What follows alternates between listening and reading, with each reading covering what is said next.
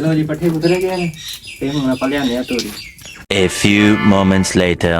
अस्सलाम वालेकुम, मैं मुदस्सिर जरा तुसीं वेख रहे हो YouTube चैनल पंजाबी मुंडा ते अज दा नवां ते मजेदार व्लॉग स्टार्ट करने आ। उम्मीद करदा सारे ठीक ठाक होवणगे ते जिन्ने दोस्तां ने साडे चैनल नूं सबसक्राइब नहीं कीता फटाफट सबसक्राइब कर लैन। व्लॉग कर दे वीडियो शुरू।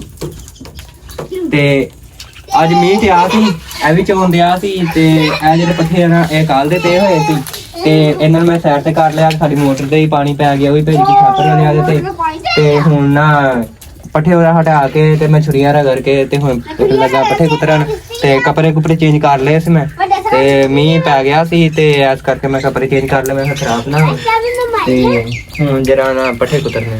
ठीक है तो सारे साढ़े व्लॉग नाल जुड़े रहना। अज दी सारे दिन दी रूटीन थोड़े नाल शेयर करांगे।